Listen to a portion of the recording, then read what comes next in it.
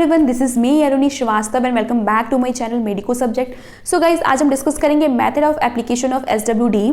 जैसा कि मैंने अपने प्रीवियस वीडियो में रिगार्ड एसडब्ल्यूडी उसमें component of SWD machine and define SWD किया है।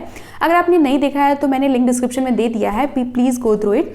तो हम आगे प्रोसीड करते हैं, that is method of application of SWD. ठीक है, तो बेसिकली क्या है, दो मेथड होते हैं जिसके थ्रू हम एसडब्ल्यूडी को अप्लाई करते हैं। पहला मेथड होता है that is capacitor field method, जैसा कि यहाँ दिख रहा होगा कैपेसिटर फील्ड मेथड। एंड दूसरा मेथड होता है दैट इज केबल मेथड, और हम इसको इंडक्टोथर्मी भी बोलते हैं। तो हम इस वीडियो में सिर्फ कैपेसिटर फील्ड मेथड को ही डिस्कस करते हैं। तो कैपेसिटर फील्ड मेथड क्या होता है, इसमें क्या होता है कि जो हम इलेक्ट्रोड, जो एसडब्ल्यूडी के जो इलेक्ट्रोड होते हैं, दो इलेक्ट्रोड होते हैं, वो बिहेव करते हैं एज अ कंडेंसर। ठीक है, as a condenser they behave. Okay, अब क्या होता है कि देखो, जिस भी बॉडी सरफेस पे हमको उस इलेक्ट्रोड को प्लेस करना होता है, तो सबसे पहले हम उस इलेक्ट्रोड को हम किसी भी इंसुलेटिंग मटेरियल, बेसिकली हम टॉवेल यूज करते हैं, उसे रैप करके देन हम यूज करते हैं। अब क्या होता है कि मान लो कि ये कोई बॉडी सरफेस है जहाँ पे हमको इलेक्ट्रोड प्लेस करना है। ठीक है, तो जो मैंने यहाँ पे इलेक्ट्रोड को प्लेस किया, इसको एक इंसुलेटिंग मटेरियल से रैप करके, अब क्या होता है कि जो ये मेरा टिश्यू है, यहाँ के जो टिश्यू हैं प्लस जो मैंने इंसुलेटिंग मटेरियल लगाया है, दोनों कंबाइन होके डाई इलेक्ट्रिक फॉर्म करते हैं। ठीक है, अब क्या होता है, डाइलेक्ट्रिक ये फॉर्म करते हैं। अब हम यहाँ पे क्या करते हैं कि करंट को अप्लाई करते हैं। जैसे ही हम करंट को सप्लाई करते हैं तो वहाँ पे दोनों इलेक्ट्रोड में, जो दो इलेक्ट्रोड हम अप्लाई किए हैं, दोनों में अल्टरनेटिंग चार्जेस सेटअप होने लगते हैं और वहाँ पे इलेक्ट्रिक फील्ड जनरेट हो जाती है। तो और वहाँ पे क्या होता है कि जिस भी एरिया में हम ये इलेक्ट्रोड को प्लेस किए हैं, वहाँ की जो भी बॉडी फ्लूइड होती है वो they behave as an electrolyte. ठीक है, तो अब देखो, जैसे ही हमने यहाँ पे करंट को अप्लाई किया, यहाँ पे इलेक्ट्रिक फील्ड जनरेट हुई, और यहाँ पे क्या होता है, आयन क्या होते हैं, दे स्टार्ट टू ऑसिलेट। वहाँ पे जो डाइपोल होता है वो रोटेट होने लगता है, और वहाँ पे जो भी अनसैचुरेटेड चीज़ होती है, मतलब जो अनइंसुलेटेड चीज़ होती है लाइक फैट, वो दे स्टार्टेड टू डिस्टॉर्ट। अब यहाँ पे क्या होता है कि हीट जनरेट होती है। बेसिकली क्या है, यहाँ पे एक जूल्स लॉ फॉलो होता है, joules law of heating. Joules law of heating क्या कहता है कि अगर किसी भी कंडक्टिंग मटेरियल में अगर हम करंट को सप्लाई करते हैं तो वो हीट जनरेट करेगा, that is Q equals to I square RT। Okay, that is Joule's law. अब क्या होता है कि अब हम इसमें बात करते हैं फर्दर कि कैपेसिटर फील्ड मेथड में फर्दर क्या होता है, डिफरेंशियल हीटिंग ऑफ टिश्यू।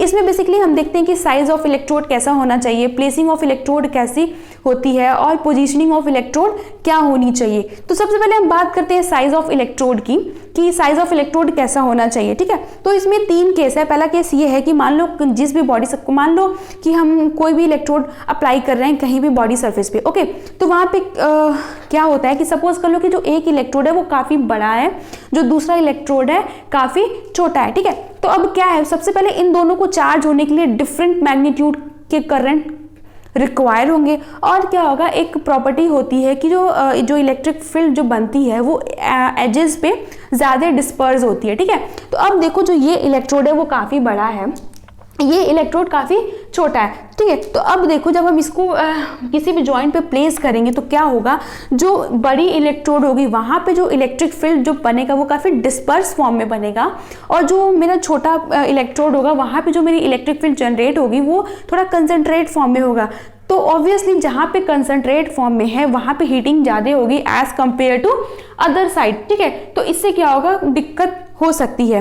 दूसरे केस की बात करते हैं कि अगर मान लो किसी भी जॉइंट सरफेस पे कहीं पे भी हम एसडब्ल्यूडी को अप्लाई कर रहे हैं, इलेक्ट्रोड को अप्लाई कर रहे हैं, तो जो मेरा इलेक्ट्रोड है उस पर्टिकुलर साइज से मेरा छोटा है।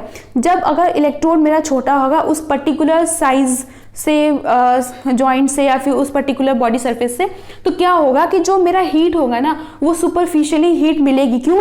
क्योंकि जो मेरा इलेक्ट्रिक फील्ड बनेगा वो सुपरफिशियली ज़्यादा कंसनट्रेट होगा, इस वजह से। थर्ड केस की बात करते हैं कि अगर हम कोई भी इलेक्ट्रोड अप्लाई करते हैं जो कि बहुत ही बड़ा है, तो इससे क्या होगा कि मेरी जो एनर्जी का वेस्ट बहुत ही ज़्यादा होगा। इसलिए हमेशा कोशिश करते हैं कि जो हम इलेक्ट्रोड को अप्लाई करें वो उस बॉडी सरफेस से बस थोड़ा सा ही बड़ा हो, जिससे कि एक प्रॉपर इलेक्ट्रिक फील्ड जनरेट हो, इक्वली हर जगह हीट मिले। अब हम बात करते हैं स्पेसिंग ऑफ इलेक्ट्रोड की।